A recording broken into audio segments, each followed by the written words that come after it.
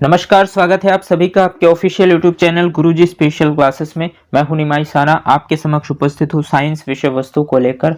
Students, आज की class में हम डिस्कस करने वाले हैं साइंस विषय वस्तु के अंतर्गत एक महत्वपूर्ण टॉपिक जिसका नाम है मानव शरीर यानी ह्यूमन बॉडी। ये जो टॉपिक है स्टूडेंट्स, ये आपके बायोलॉजी सेक्शंस के अंतर्गत आते हैं। बहुत ही इंपॉर्टेंट टॉपिक है, आपके super TET exam point of view से बहुत ही ज्यादा इंपॉर्टेंट ये टॉपिक है, क्योंकि इस टॉपिक से रिलेटेड आपके सुपर टेट एग्जाम्स में कम से कम 2 से 3 प्रश्न आपके एग्जाम्स में पूछे जाएंगे।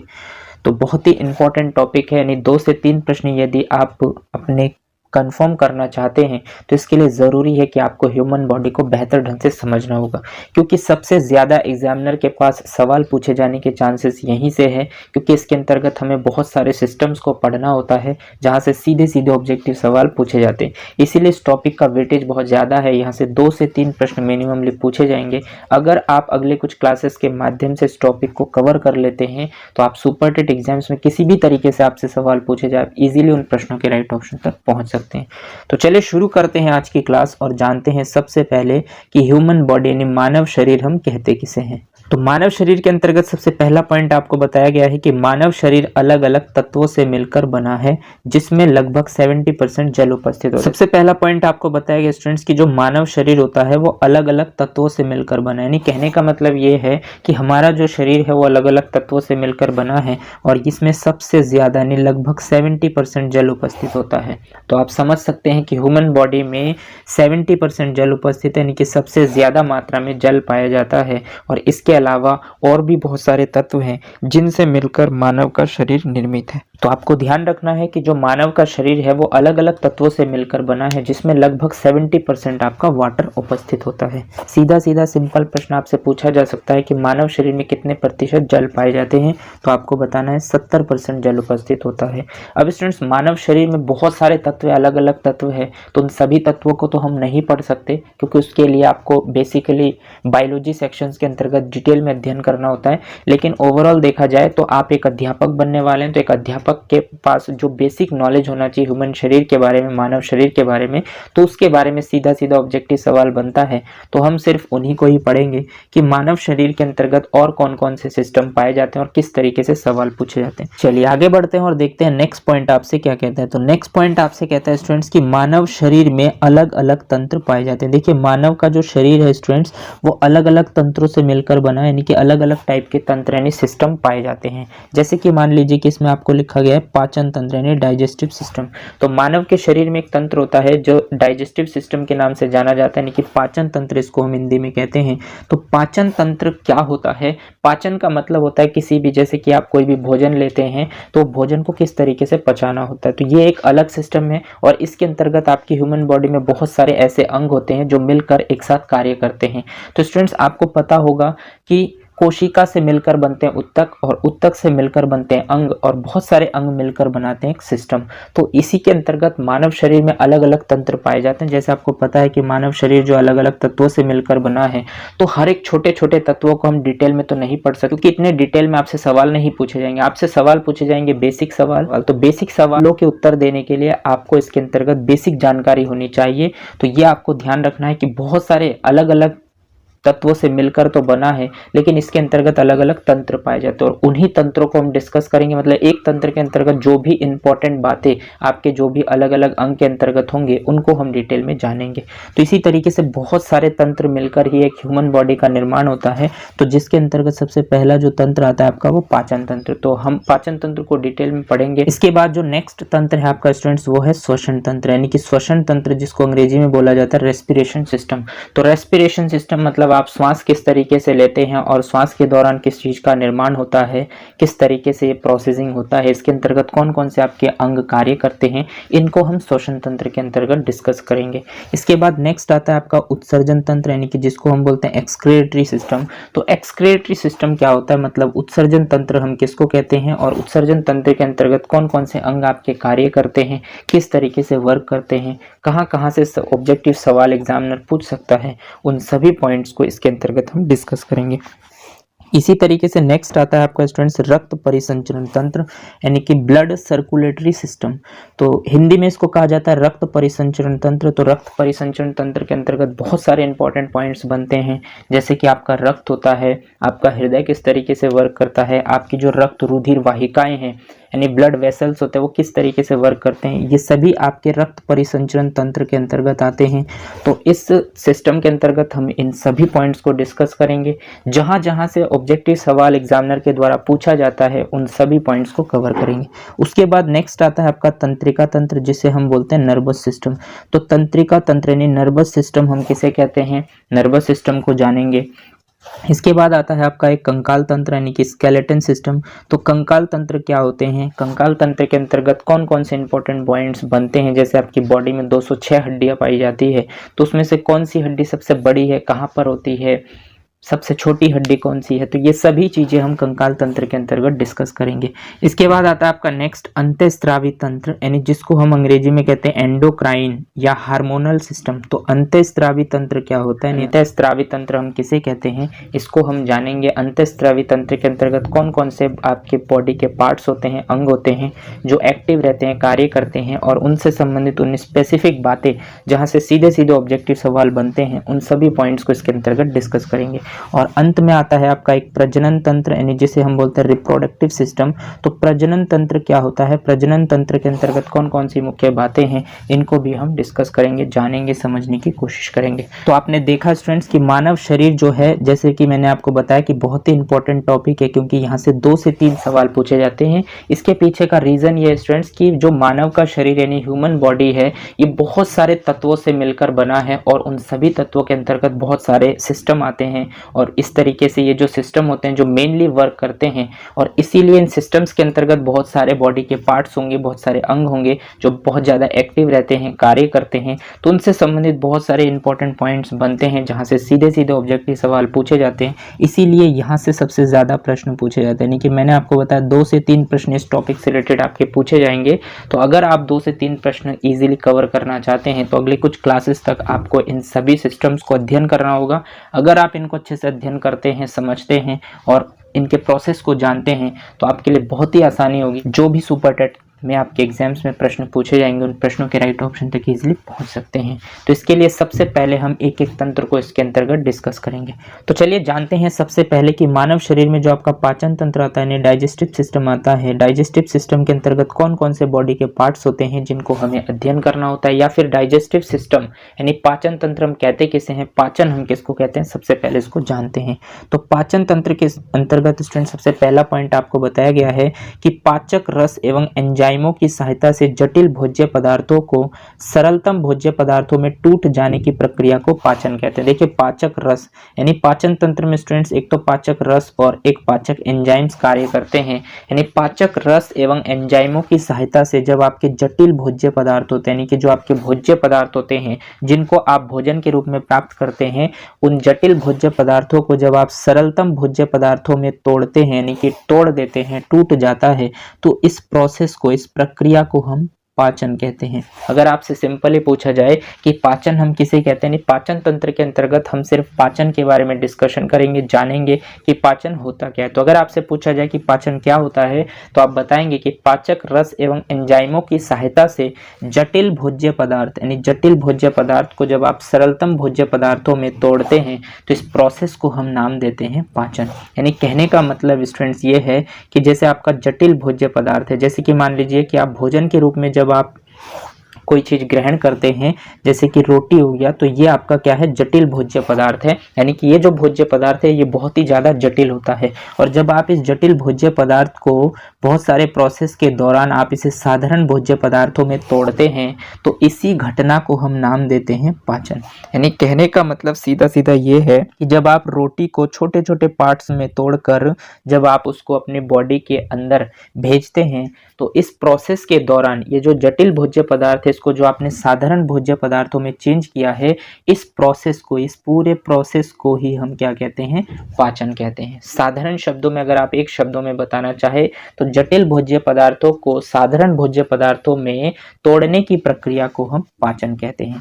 उम्मीद करता हूँ कि पाचन को आप इजीली समझ पाए होंगे। चलिए आगे बढ़ते हैं और समझते हैं कि पाचन के अंतर्गत और कौन कौन सी मुख्य बातें हैं। तो स्टूडेंट्स, पाचन के अंतर्गत देखिए आपको डायग्राम दिख रहा होगा कि पाचन तंत्र के अंतर्गत ये सारे बॉडी के आपके पार्ट्स होते हैं जो एक्टिव होते हैं, यानी कि पाचन तंत्र के अंतर्गत हम आप इन सभी बॉडी के पार्ट्स का अध्ययन करते हैं।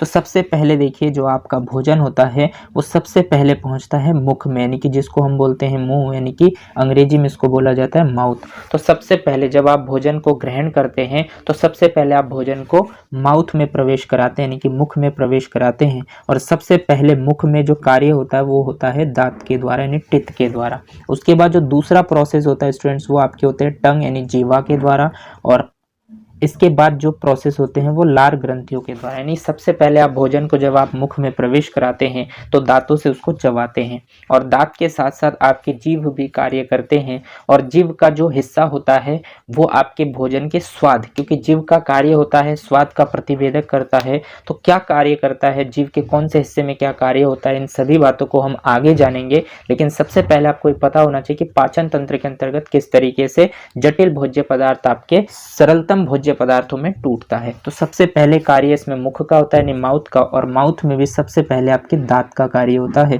इसके बाद होते हैं आपके जीभ के कार्य, और अंत में होता है आपके लार ग्रंथियों का कार्य। इसके बाद जो आपका भोजन है स्टूडेंट्स वो आपके इस ग्रास नलिका के थ्रू आगे बढ़ता है। तो इस ग्रास नलिका से संबंधित भी आपसे सवाल ऑब्जेक्टिव पूछे जाते हैं। तो इसके बाद हम ग्रास नलिका को अध्ययन करेंगे, और उसके बाद जो भोजन है स्टूडेंट्स वो आपके अमाशय में जाता है, यानी कि ये आपका अमाशय का भाग है, स्टमक का हिस्सा है।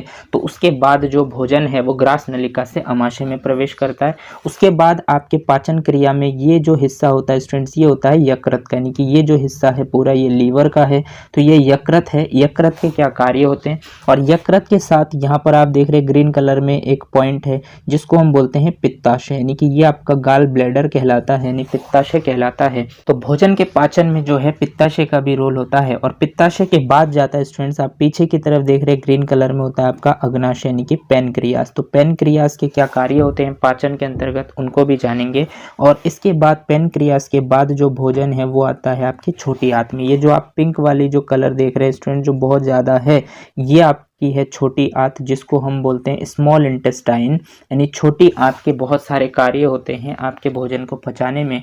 और अंत में जो है ये आप देख पा रहे हैं साइड से जो ये बड़े वाले आकृति, ये है आपका बड़ी आंत, जिसको हम बोलते हैं लार्ज इंटेस्टाइन। तो भोजन सबसे पहले आपके पहुंचता है मुख में, मुख में कार्य करता है टिथ, टंग और लार ग्रंथियां, यानी लार। और उसके बाद भोजन आपकी ग्रास नलिका के सहायता से आपके पहुंचते हैं अमाशय में, स्टमक में। भोजन जब स्टमक में होता है तो उसमें बहुत सारे कार्य होते हैं भोजनों को तोड़ने का, और उसके साथ साथ आपका लीवर भी कुछ कार्य करता है, कुछ योगदान देते हैं उस भोजन को और ज़्यादा पचाने में। और इसके साथ साथ पित्ताशय का भी रोल होता है आपके भोजन को पचाने में। उसके बाद भोजन पहुंचता है आपके अग्नाशय में। अग्नाशय में कौन कौन से एंजाइम्स, कौन कौन से हार्मोन रिलीज होते हैं इस भोजन को पचाने के लिए मदद करते हैं, उनको जानेंगे। और उसके बाद हम जाएंगे स्मॉल इंटेस्टाइन में। स्मॉल इंटेस्टाइन से रिलेटेड भोजन किस तरीके से कार्य करता है, स्मॉल इंटेस्टाइन से संबंधित कौन कौन से पॉइंट्स बनते हैं जहां से ऑब्जेक्टिव सवाल पूछे जाते हैं, उनको जानेंगे। और अंत में भोजन पहुंचता है आपके बड़ी आंत में, और बड़ी आंत के थ्रू वो बाहर निकल जाता है। इस पूरे प्रोसेस को आपको कहा जाता है पाचन।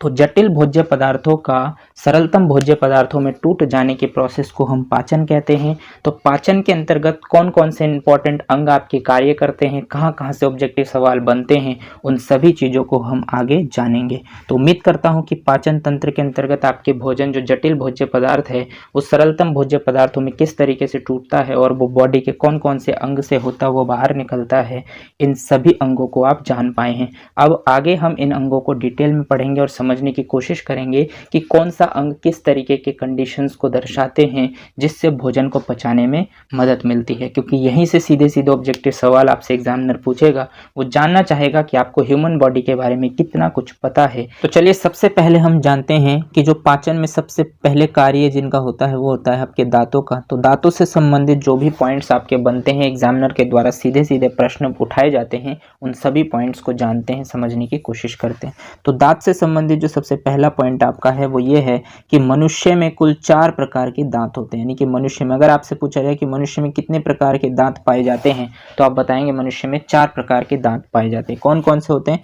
एक होते हैं आपके कृतंक यानी जिसे हम बोलते हैं इंसीजर, दूसरे होते हैं आपके रदनक यानी जिसे हम बोलते हैं कैनिन, तीसरे होते हैं आपके अग्र चवर्णक जिसे हम बोलते हैं प्रीमोलर, और जो फोर्थ होता है आपका वो होता है चवर्णक यानी जिसे हम कहते हैं मोलर। तो स्टूडेंट्स, मुख्य रूप से मनुष्य में ये 4 प्रकार के दांत पाए जाते हैं। बेसिकली आपको पता होगा कि मनुष्य में 32 दांत पाए जाते हैं, यानी कि एक एडल्ट पुरुष में, एक वयस्क मनुष्य में 32 दांत होते हैं। अब 32 दांत कौन कौन से होते हैं? अगर आपसे पूछा जाए कि दांत के कितने प्रकार होते हैं, तो आप बताएंगे 4 प्रकार होते हैं। अब देखिए, जो सबसे पहला जो टाइप होता है जिसे हम बोलते हैं कृतंक यानी इंसीजर, इनके कार्य होते हैं काटने के, और इनकी संख्या अगर आपसे पूछी जाए तो आप बताएंगे कि इंसीजर की संख्या जो है वो 8 है। यानी कि बिल्कुल फ्रंट में जो आपके दो दांत होते हैं, यानी ऊपर 4 और नीचे के जो 4 दांत होते हैं वो होते हैं आपके इंसीजर, यानी जिनका कार्य होता है काटने का, यानी किसी भी चीज को काटने का। जब भी आप किसी चीज को काटते हैं तो उसमें जो कार्य करने वाले दांत हैं वो है आपके कृतंक, यानी हिंदी में इसको कृतंक बोला जाता है काटने के लिए, और अंग्रेजी में इसको इंसीजर बोला जाता है। काटने वाले दांत होते हैं ये, ठीक। दूसरे नंबर पर होते हैं स्टूडेंट्स आपके रदनक, यानी कि जिसको हम बोलते हैं कैनिन। तो रदनक हिंदी में इसको बोला जाता है, अंग्रेजी में इसको कैनिन बोला जाता है। इसका कार्य होता है चीरने का। जैसे कि आप डायग्राम में देख पा रहे हैं, चीरने के जो दांत होते हैं ऊपर 2 होंगे और नीचे 2 होंगे, कुल मिलाकर होंगे आपके 4 दांत जो आपके कैनिन के होंगे। यानी कि एक राइट साइड में ऊपर की ओर, एक लेफ्ट साइड में ऊपर की ओर, एक लेफ्ट साइड में नीचे की ओर, एक राइट साइड में नीचे की ओर। तो ये जो 4 दांत होते हैं वो आपके कैनिन के होते हैं, जो आपके चीरने के कार्य करते हैं, यानी कि इनका कार्य होता है चीरने का। उसके बाद तीसरे नंबर पर होता है स्टूडेंट्स आपका अग्र चवर्णक, यानी हिंदी में इसको अग्र चवर्णक बोला जाता है, अंग्रेजी में इसको प्रीमोलर बोलते हैं। इनके कार्य होते हैं चबाने के, यानी चबाने के जो दांत होते हैं इनकी संख्या भी अगर आपसे पूछे जाए तो आप बताएंगे कि इनकी संख्या भी आपकी है 8, यानी कि ये भी 8 दांत होते हैं। 2 आपके, यानी कैनिन के बाद 2 दांत आपके एक साइड में ऊपर की और राइट साइड में 2 दांत होंगे, लेफ्ट साइड में 2 दांत होंगे, इसी तरीके से नीचे भी लेफ्ट साइड में 2 और राइट साइड में 2, टोटल उनकी संख्या है 8। इसी तरीके से नेक्स्ट और लास्ट जो आपके दांत का टाइप होता है जिसे हम बोलते हैं चवर्णक, यानी कि इंग्लिश में इसको बोला जाता है मोलर। तो मोलर वाले जो दांत होते हैं स्टूडेंट्स वो होते हैं आपके चबाने प्लस लार को मिक्सअप करने का इनका कार्य होता है, यानी कि प्रीमोलर भी आपके चबाने में मदद करते हैं और जो चवर्णक होते हैं वो भी आपके चबाने में मदद करते हैं, लेकिन ये चबाने के साथ साथ इसमें लार को भी मिक्सअप करते हैं। और वो आप देख पा रहे हैं डायग्राम में जो है मोलर, इनकी संख्या स्टूडेंट्स है 12, यानी कि राइट साइड में ऊपर की ओर 3 होंगे इस तरीके के दांत, लेफ्ट साइड में 3 होंगे और नीचे की ओर भी 3 होंगे लेफ्ट साइड में और 3 होंगे राइट साइड में, तो टोटल होंगे इनकी संख्या 12। अगर आप स्टूडेंट्स इन सभी दांतों को आप ऐड कर देते हैं, यानी 12 + 8 + 4 + 8, यदि आप इन सभी को प्लस करते हैं तो आपको टोटल मिलेंगे 32 दांत। और आपको पता है कि एक एडल्ट पुरुष में दांतों की संख्या यानी दांत अधिकतम कितने होते हैं, तो 32 पाए जाते हैं। अब इसमें 8 होते हैं आपके कृतंक यानी इंसीजर, 4 होते हैं आपके कैनिन यानी रदनक, और प्रीमोलर यानी अग्र चवर्णक होते हैं 8 और मोलर यानी चवर्णक होते हैं 12। तो कुल मिलाकर 32 दांत एक मानव में पाए जाते हैं। इसके अंतर्गत नेक्स्ट पॉइंट जो आपका बनता है स्टूडेंट्स वो ये है कि वयस्क मनुष्य में दंत सूत्र, यानी कि वयस्क मनुष्य में जो दांत पाए जाते हैं उसका क्या सूत्र होता है, ये आपसे पूछा जा सकता है। तो अगर आपसे पूछा जाता है तो आप बताएंगे 2123/2123 इंटू में 2, और इनको जब आप कैलकुलेट करेंगे तो आपको मिलेंगे 32। इसके पीछे रीजन क्या है, दंत सूत्र कैसे निकलता है स्टूडेंट्स, इसके लिए देखिए सबसे पहले आपको पता होना चाहिए, जैसे मान लीजिए कि यह आपके दांत का स्ट्रक्चर है, तो आपको पता है इसके 4 हिस्से हैं। एक तो ऊपर के 2 पार्ट है, एक मान लीजिए लेफ्ट दूसरा राइट, और इसी तरीके से नीचे भी एक लेफ्ट और दूसरा है राइट। तो ये 4 हिस्से हैं। तो अगर आप एक हिस्से में देखेंगे तो एक हिस्से में जो आपके कृतंक दांत होते हैं उनकी संख्या है 2, यानी लेफ्ट साइड में 2 है ऊपर की ओर। कैनिन की अगर मैं बात करूं तो उनकी संख्या है 1। इसी तरीके से प्रीमोलर की संख्या है 2 और मोलर की संख्या है 3। तो ये जो 2 1 2 3 है स्टूडेंट्स, ये एक हिस्से के पार्ट्स हैं, यानी कि लेफ्ट साइड। अगर आप ऊपर की और लेफ्ट साइड की बात करेंगे तो उधर जो दांत है उनकी संख्या 2 1 2 3 के फॉर्मेट में है, और इसी तरीके से अगर आप नीचे की ओर देखेंगे तो वो भी होंगे आपके 2 1 2 3, और इस तरीके से ये दोनों पार्ट्स आपके लेफ्ट लेफ्ट के हो जाएंगे, और इसी तरीके से राइट राइट के भी 2 पार्ट होंगे। तो इससे हम कर देते हैं मल्टीप्लाई 2 से। तो जब आप इनको 2 से मल्टीप्लाई कर देते हैं तो टोटल आपको दांतों की संख्या मिलती है 32। तो वयस्क मनुष्य में जो दंत का सूत्र होता है स्टूडेंट्स वो ये होता है, यानी 2123 अपॉन में 2123 इंटू में 2, और अगर टोटल काउंट करेंगे तो होंगे आपके 32। अब यहाँ से सीधे सीधे ऑब्जेक्टिव सवाल बन सकते हैं कि एक वयस्क मनुष्य में जो कृतंक दांत हैं उनकी संख्या कितनी है बताओ। अगर आपसे पूछा जाए तो आप बताएंगे कि एक साइड में अगर हम बात करें सिर्फ वन पार्ट में, वन हिस्से में, तो कृतंक दांत की संख्या है 2, और आपको पता है इसके 4 पार्ट्स यानी 4 भाग से, तो कृतंक दांतों की संख्या होंगे 8। तो इसलिए अगर कृतंक की संख्या पूछे तो आपको बताने हैं 8, अगर कैनिंग की संख्या पूछे तो आपको बताने हैं 4, अगर प्रीमोलर यानी अग्र चवर्णक की संख्या पूछे तो भी आपको बताने हैं 8, और अगर चवर्णक की बात पूछे तो आपको बताने हैं 12। अब तो हो सकता है कि यहाँ से सीधे सीधे आपसे पूछ लिया जाए कि मनुष्य में कितने प्रकार के दांत पाए जाते हैं, या कृतंक दांतों की संख्या बताइए कितनी है, या रदनक दांतों की संख्या कितनी है, या मनुष्य में, एक वयस्क मनुष्य में चवर्णक दांतों की संख्या बताइए। तो अगर डायरेक्टली फिक्स वैल्यू पूछ लिए जाए तो भी आपको बताने हैं, और हो सकता है कि एग्जाम में इस तरीके से भी पूछा जाता है कि इनसीजर और कैनिन का अनुपात बताइए, यानी कि मनुष्य में जो दांत पाए जाते हैं उसमें कृतंक और रदनक दांतों का अनुपात बताइए। तो देखिए इनसीजर यानी कि जो आपके कृतंक दांत होते हैं उनकी संख्या 8 है, और अगर कैनिन की बात करूं तो उनकी संख्या 4 है। तो अगर आप इसका अनुपात देखेंगे तो ये हो जाएगा 4 दूनी 8, 4 एकम 4, तो इसका मतलब हो जाएगा इसका अनुपात 2:1। इस तरीके से भी आपसे एग्जाम में प्रश्न बन सकता है। तो किसी भी तरीके से पूछे या फिर आपसे सीधा टोटल दांतों की संख्या पूछे वयस्क मनुष्य में तो आप इजीली बता सकते हैं। उम्मीद करता हूं कि यहाँ तक सभी पॉइंट्स आपको इजीली क्लियर हो पाए होंगे। चलिए आगे बढ़ते हैं और समझते हैं दांत से संबंधित और कौन कौन सी मुख्य बातें हैं। तो इसके अंतर्गत नेक्स्ट पॉइंट आपका बनता है स्टूडेंट्स की छोटे बच्चों में दंत सूत्र। देखिए छोटे बच्चों में जो दांत के सूत्र होते हैं वो होते हैं आपके 2120 अपॉन 2120 इंटू में 2, और अगर आप इसको कैलकुलेट करते हैं तो यहाँ पर आपको आंसर मिलता है 20। यानी कहने का मतलब सीधा सीधा ये है कि छोटे बच्चों में जो कृतंक दांत होते हैं वो 2 पाए जाते हैं, और रदनक दांत यानी कि कैनिन दांत की संख्या आपको 1 ही मिलती है, और अग्र चवर्णक इनकी संख्या भी 2 है। लेकिन छोटे बच्चों में जो छोटे बच्चे होते हैं 7-8 साल तक के जो बच्चे होते हैं उनमें चवर्णक दांत यानी कि मोलर दांत नहीं होते, यानी कि उनकी संख्या 0 होती है। तो अगर आप 2120 करेंगे, नीचे भी 2120 करेंगे, और इसी तरीके से जब आप इस वैल्यू को 2 से मल्टीप्लाई करेंगे तो टोटल आपको मिलेगा 20। यानी कहने का मतलब सीधा सीधा ये है कि छोटे बच्चों में अगर आपसे पूछा जाए कि कितने दांत पाए जाते हैं तो आप बताएंगे कि छोटे बच्चों में दांतों की संख्या होती है 20, और अगर आपसे इसका फॉर्मूला पूछा जाए तो आप बताएंगे 2120 अपॉन 2120 इंटू में 2। सीधा सीधा ये प्रश्न पूछा गया है कई बार कि छोटे बच्चों में कितनी दांत पाई जाती हैं, तो उस क्वेश्चन का राइट आंसर होगा आपका 20। चलिए आगे बढ़ते हैं और समझते हैं नेक्स्ट पॉइंट आपसे क्या कहता है। तो नेक्स्ट पॉइंट आपसे कहता है स्टूडेंट्स कि दांत जिस पदार्थ से बना होता है उसे डेंटाइन बोलते हैं। देखिए सीधा सीधा आपसे पूछा जाएगा कि दांत किस पदार्थ से मिलकर बना होता है। तो अगर आपसे पूछा जाए कि दांत कौन से पदार्थ से मिलकर बनता है तो आप बताएंगे कि जो दांत होते हैं वो डेंटाइन से मिलकर बनते हैं। या ध्यान रखेंगे कि दांत जिस पदार्थ से मिलकर बने होते हैं उस पदार्थ को हम डेंटाइन बोलते हैं। इसी तरीके से नेक्स्ट पॉइंट आपका बनता है स्टूडेंट्स कि दांतों के ऊपरी सतह को इनेमल कहते हैं, जो शरीर का सबसे कठोर भाग होता है।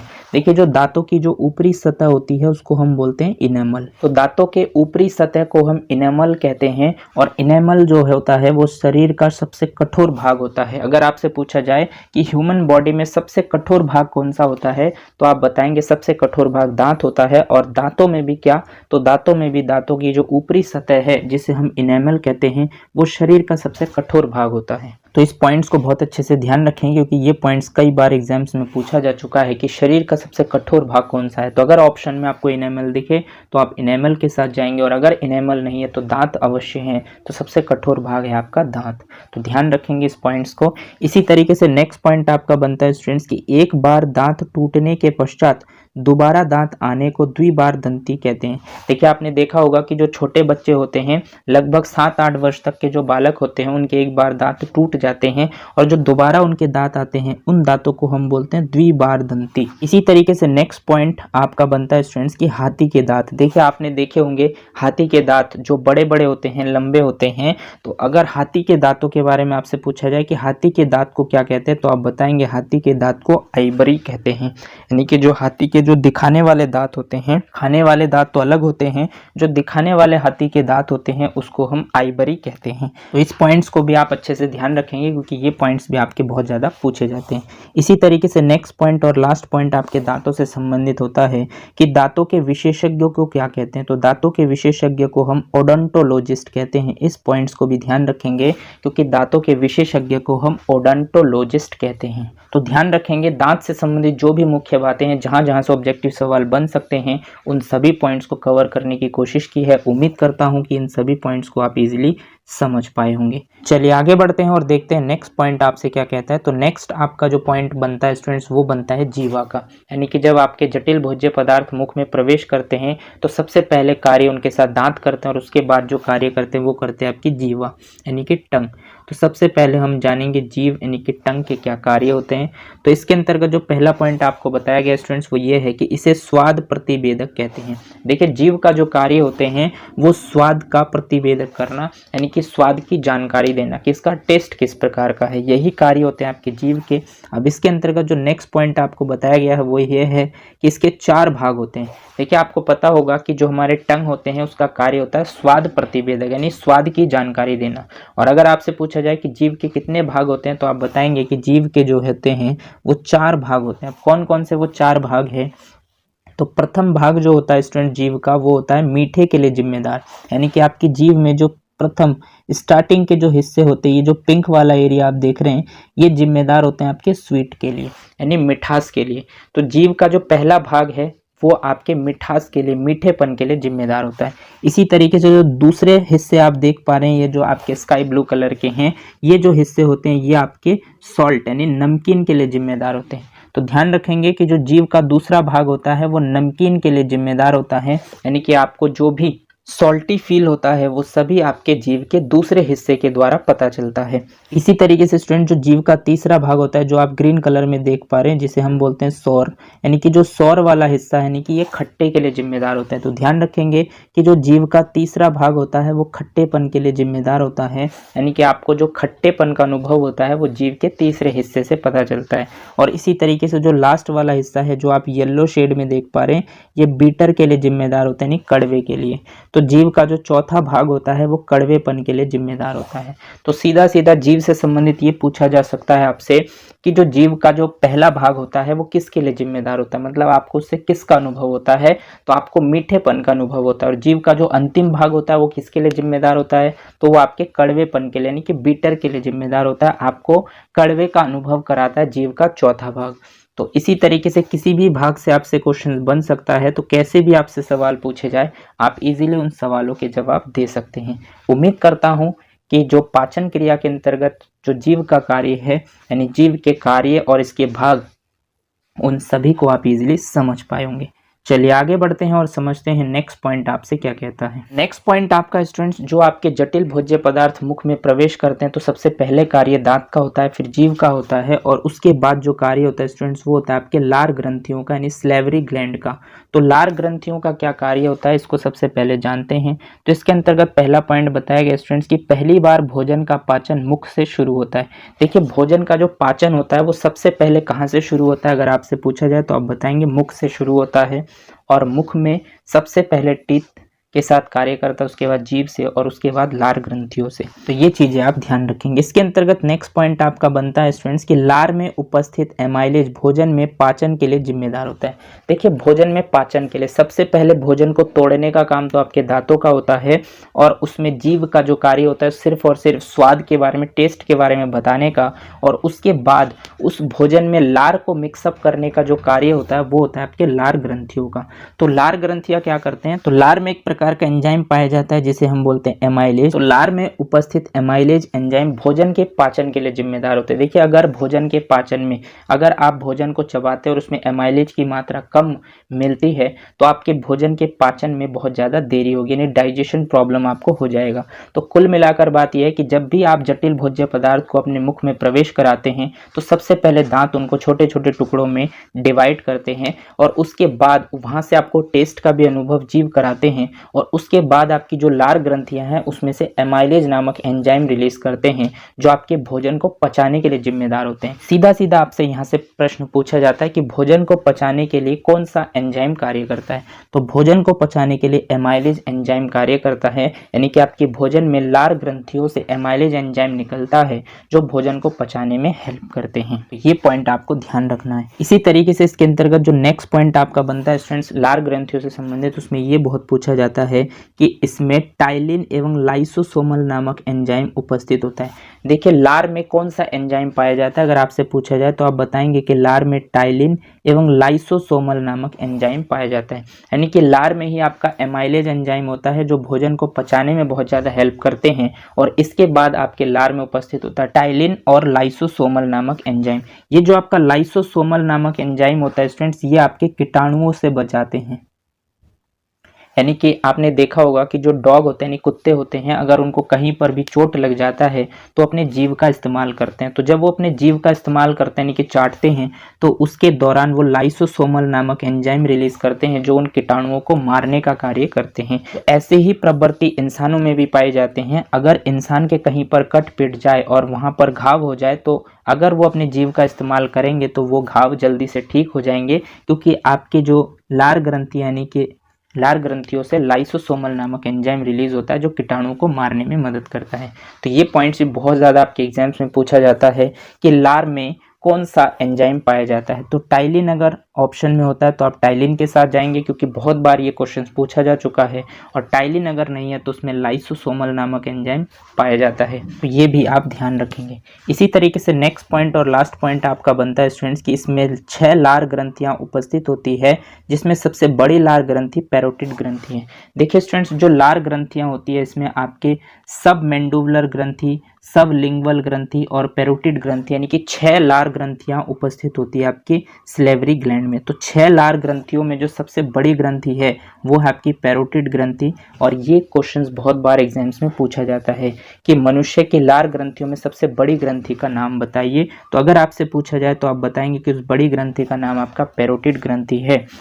और सिलेवरी ग्लैंड में कुल मिलाकर कितनी ग्रंथियां पाई जाती है, अगर आपसे पूछा जाए तो आप बताएंगे 6 लार ग्रंथियां पाई जाती हैं।